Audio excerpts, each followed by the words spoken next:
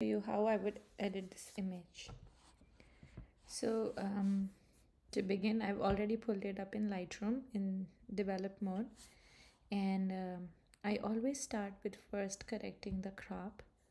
So I'm gonna straighten this up just a little bit.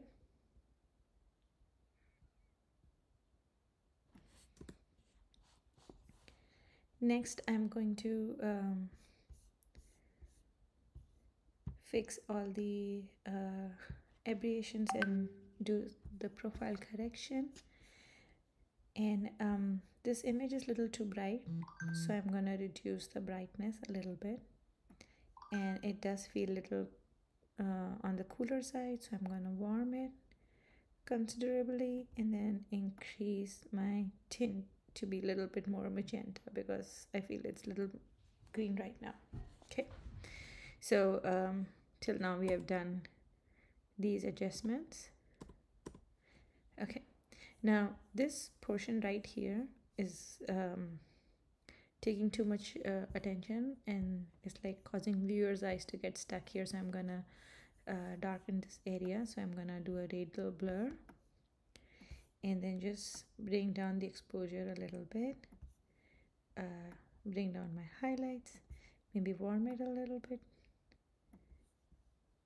Okay, and then I don't want these adjustments to come on her, so I'm gonna subtract my subject from these adjustments. There. Okay, next I'm gonna also work on this area because the sun was right here, so I want to make this area nice and blurry. So I'm gonna decrease the dehaze count and decrease my clarity, increase the warmth just a little bit. Okay, that's about what I'll do here. I'm just checking my crop a little bit more. This looks good. Okay, next I'm gonna reduce the exposure just a little bit more, and then I'm gonna select my subject and warm her a little bit and just increase exposure a tiny bit. Okay, next I increase exposure to brighten the colors. I think right about there looks good to me. And then decrease shadows, reduce my blacks. I also like to increase my vibrance. That gives a nice touch to the colors. And then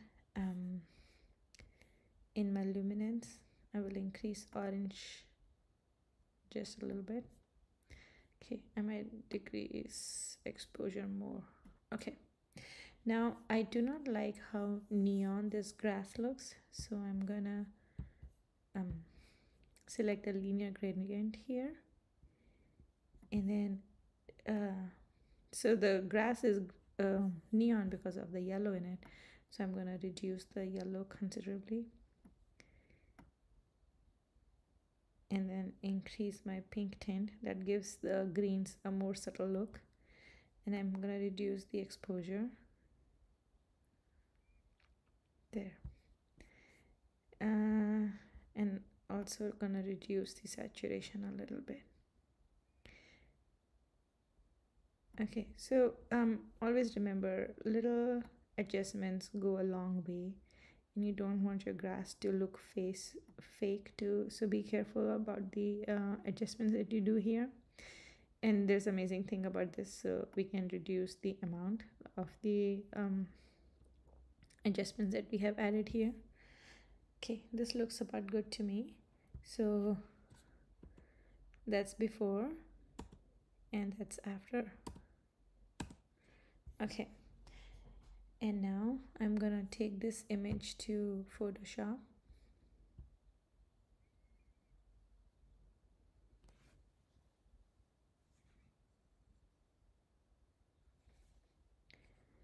In here, I'm not gonna do a lot, but I want to add, so she's holding Daisy, so I want to add some say dandelions or something flying in the air, and especially because she's looking up here, so I want to have something here that she's looking at. So I bought from Etsy these overlays, and that's what I'm gonna add here. So I think I'm just gonna try a bunch of things to see what works in this case. So I just drag and oops, didn't work. Okay, just drag my image, bring it to Photoshop, and then leave it here. There. Okay, so I'm gonna position it right up here, maybe further up.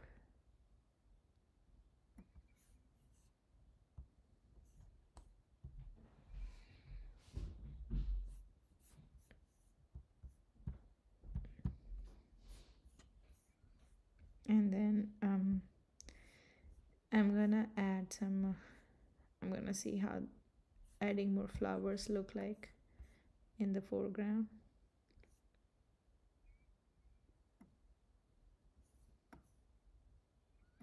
Nope. Okay, and next I'm gonna see if I wanna give her a dandelion in her hand. So maybe this one.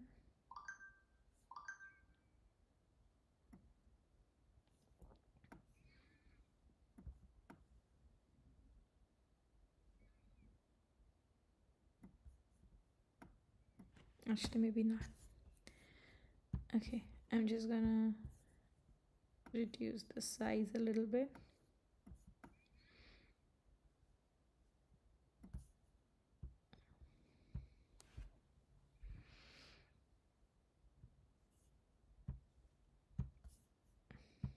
Or actually, maybe take something else. Something which is a little less scattered.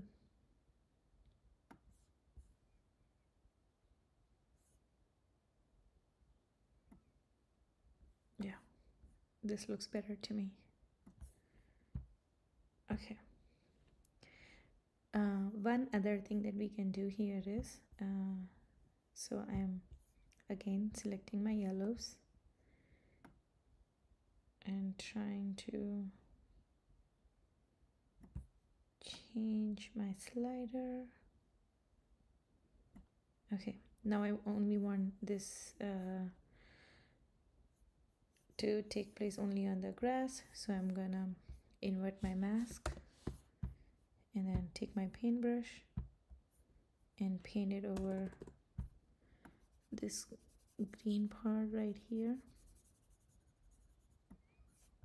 Actually, increase my opacity to 100%.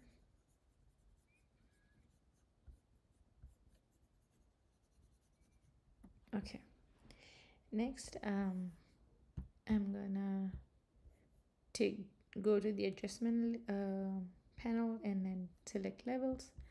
I say darken the midtones, bring it down, don't want to darken it so much there. Okay, this looks pretty good to me. Now I'm gonna do one last thing and put a color overlay on it. So there are multiple ways to do it. You can create your own color overlays.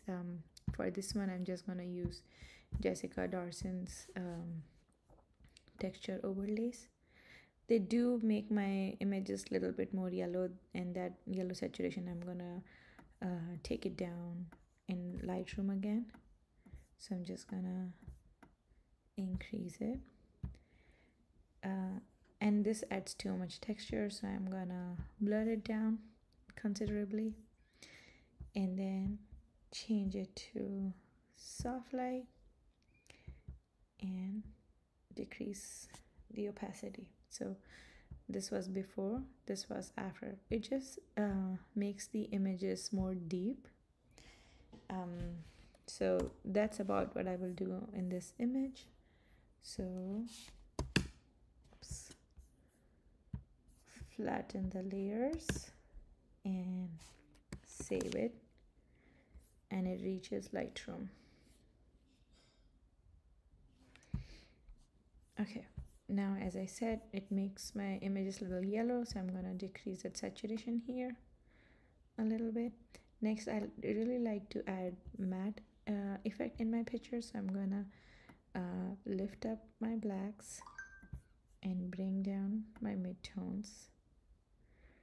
This adds a very subtle but matte effect to the image. So this is before we came from this is when we came from Photoshop, and this is what it is now. And this was before we went into the Photoshop. Okay, thanks for watching.